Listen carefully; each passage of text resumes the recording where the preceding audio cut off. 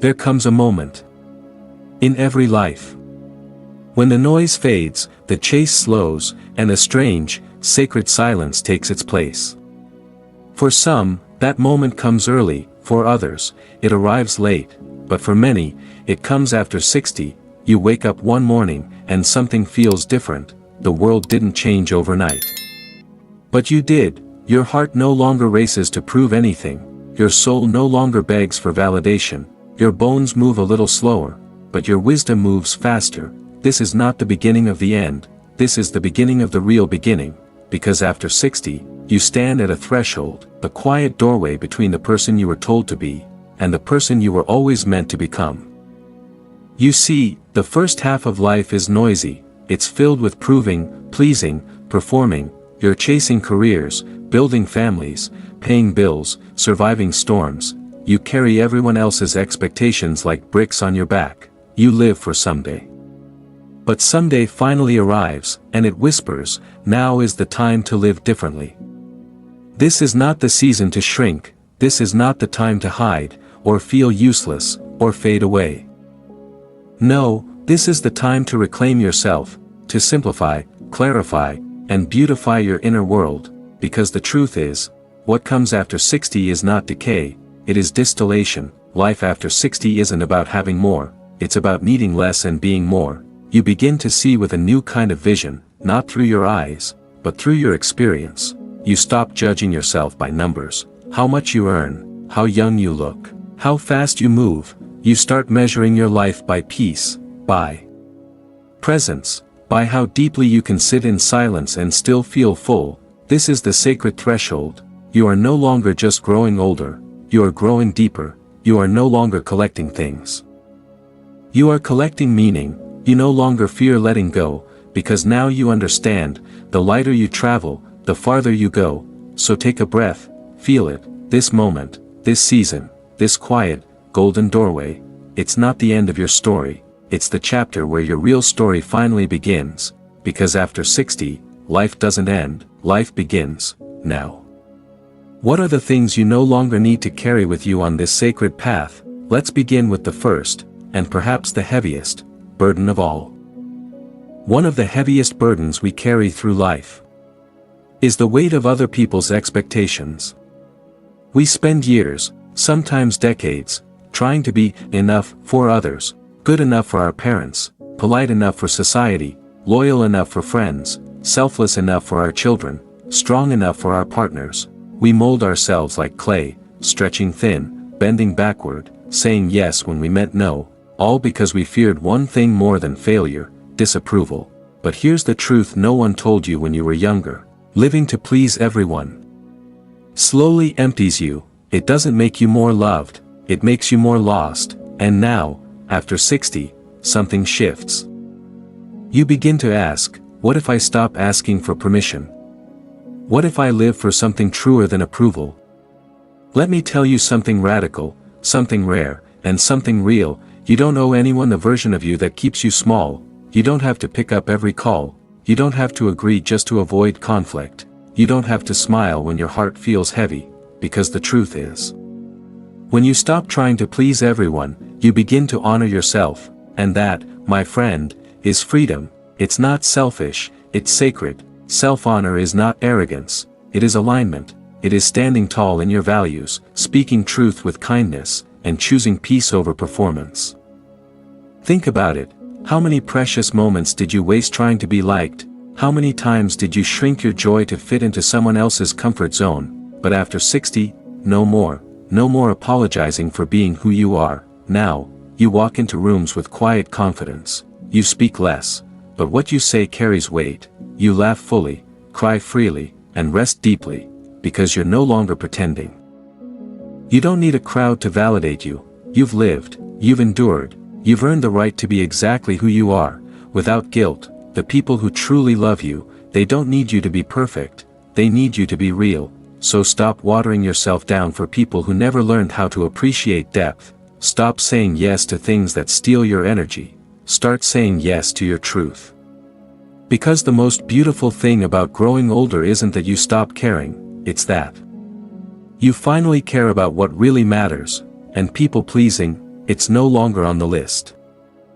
There's a moment, somewhere in the quiet of aging, when you look around and realize, your home is full, but your heart feels crowded. You open a drawer, it's packed with things you haven't touched in years, gifts from people you no longer speak to, clothes from a version of you that no longer exists, objects that once meant something, but now only collect dust. And that's when it hits you, you're not just living with clutter, you're living inside it. Clutter is not just a mess on the outside, it's a mirror of the chaos we hold inside, and after 60, you no longer need to carry it. Not the stuff, not the weight, not the memories that keep you frozen in time, because now you begin to see what truly heals the spirit: simplicity. There's something sacred about walking into a room that breathes, a space where everything has meaning, where nothing screams for attention, because everything in it was chosen with intention. Simplicity is not poverty, it's clarity. It's the wisdom to know that every item you keep should either serve a purpose or spark a quiet joy. It's the courage to part ways with the things that don't, even if they once did, because when your space is clear, your mind follows, you sleep better, you move easier, you think deeper, you are no longer owned by your possessions, you own your peace. Letting go of clutter isn't about throwing things away. It's about making room for breathing, for light, for sacred slowness.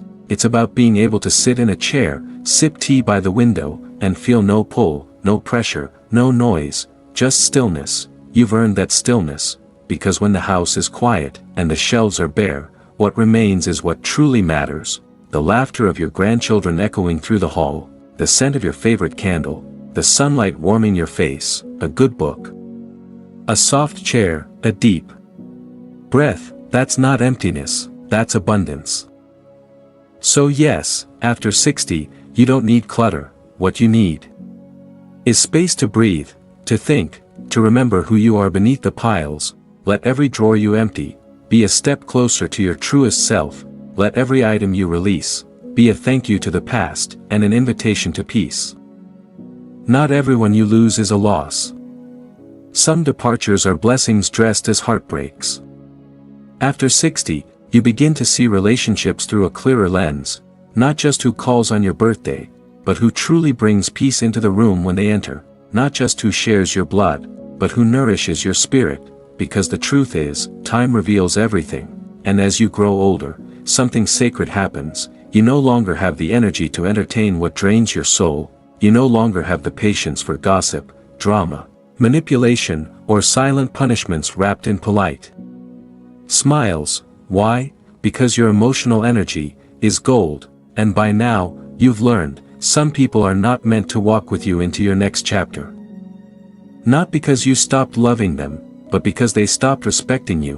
Not because you're bitter, but because you've finally learned to protect your peace. You see, toxic relationships are not always loud and violent. Sometimes, they are subtle, a sigh that's never acknowledged, a comment that stings but is brushed off, a pattern of guilt, silence, blame. Repeated over decades, you begin to feel small around certain people. You laugh less, you second-guess more, you leave the conversation feeling heavier, not lighter, and yet, we stay because of history, because of obligation, because we confuse suffering with loyalty. But listen closely, you do not owe your suffering to someone just because you once loved them. You do not have to keep setting yourself on fire to keep others warm. You can love someone deeply and still choose distance. You can forgive someone completely and still walk away. That's not cruelty, that's maturity, that's self-respect.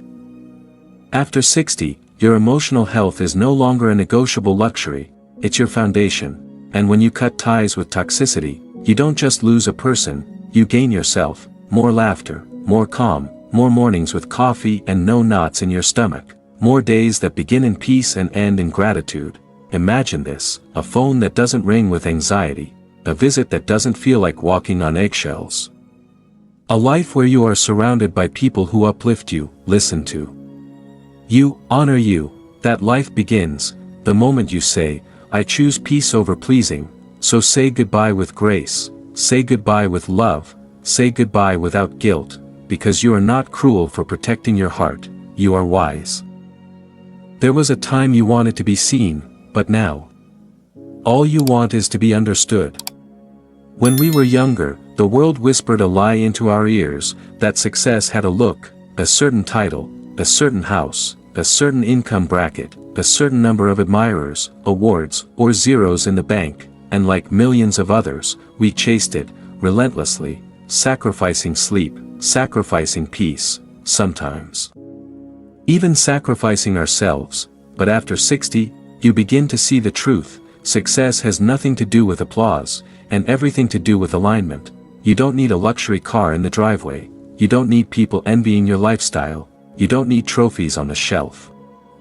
What you need is something deeper, something quieter, something real, like the ability to wake up and feel excited for the day, even if no one is watching, like having a meal you cooked yourself and smiling, because it tastes like love, like walking into your living room, seeing your grandchildren's artwork on the fridge, and realizing you helped create this joy. That is success, not the kind the world posts about, but the kind the soul rests in, because at this age, status doesn't feed you, it doesn't hold your hand when you're afraid, it doesn't sit beside you during a quiet sunset and whisper, "You've lived well." But peace does, purpose does, presence does. It's time to redefine success on your own terms. If you've raised children who are kind, you're successful. If you've forgiven people who never apologized, you're successful. If you've created a life where your heart feels safe, you're successful. No stage, no spotlight, just sacred, quiet success that lives behind your eyes. And here's the most powerful truth: after 60, the most successful people are not the loudest in the room. They're the ones who've mastered the art of being at peace with who they are. They've stopped chasing the world's approval, and started coming home to themselves. So let the world keep racing. Let others keep proving. You've earned the right to slow down. Look around, and say, "This is enough. I am enough." Because the real trophy is this: a life you don't need a vacation from, a heart that doesn't ache for validation, and a soul that smiles in silence. Aging is not the fading of life, it is the uncovering of who you were always meant to be. Somewhere along the way, society painted aging as a tragedy. They sold it to us in creams, surgeries, and slogans: stay young, turn back time, fight aging. But what if aging was never the enemy? What if it was the arrival? Because here's the truth no one tells you loud enough: every wrinkle holds a story. Every gray hair is a banner of wisdom. Every year lived is a sacred badge of survival. You didn't make it here by accident. You've endured, you've lost, you've loved, and still, you rise. So why do we fear aging? Because we fear becoming invisible. Because we fear not being needed. Because the world told us that our value fades as our youth does. But let me tell you something powerful: you were never just a body, you were never just a role, you were never just a job, a title, a dress size, or a number. You are a soul, and souls don't expire, they deepen. After 60, your job is not to meet the world's expectations, your job is to meet your truth. It might mean dressing how you want, without apology. It might mean finally painting, writing, dancing, after decades of being too busy. It might mean saying no to a holiday you've always hosted, because this year, you choose rest. And that's not selfish, that's sacred. You see, grace is not about pretending to be young. It's about standing in your age with dignity, power, and peace. It's about walking into a room and not needing to be the most admired, because you've become the most aligned. It's laughing louder, loving fuller, letting go faster, and living truer. And when fear comes, because it still does, you don't fight it, you listen. And then you remind it, I'm not who I was, I'm more. You don't have to be who you were in your 40s, you don't have to prove your usefulness, you don't have to fit into anyone else's mold of what aging should look like. You're allowed to change, you're allowed to bloom, again, and again, and again. The tree doesn't apologize for shedding leaves in fall, it knows the beauty of each season. So do you. So stop fearing the mirror, start honoring the miracle. This moment, this breath, is yours. Not borrowed. Not earned, but gifted. Live it fully, love it boldly, and age gracefully, in the most unapologetically truthful way. The art of life is not in holding on, but in knowing what to let go. Here you stand, at the summit of your journey, looking back at the winding road you've traveled, and forward to the path still waiting to be walked. After 60, life invites you to a sacred dance, a dance between holding on and releasing. It asks you to let go of the unnecessary, the clutter of old grudges, fading dreams, and worn-out fears. It asks you to shed the weight of others' expectations, and to rise lighter, freer, more yourself. Because here's the deepest secret: letting go is not losing, it is making space, space for peace, for joy, for meaning. It's in this space you'll find the true treasures of life. The laughter of loved ones, the warmth of quiet mornings, the simple pleasure of being fully present. You've spent decades gathering things, roles, and masks. Now, you get to unwrap the gift of freedom. You get to choose what fills your days: love, kindness, connection, and wisdom, not noise, stress, or shoulds. The art of letting go is a rebirth, a shedding of what no longer serves, so what truly matters can shine through. It's about saying yes to your own rhythm, yes to your own peace, yes to your own happiness. So today, I invite you to practice this art. Look at what weighs you down, and gently release it.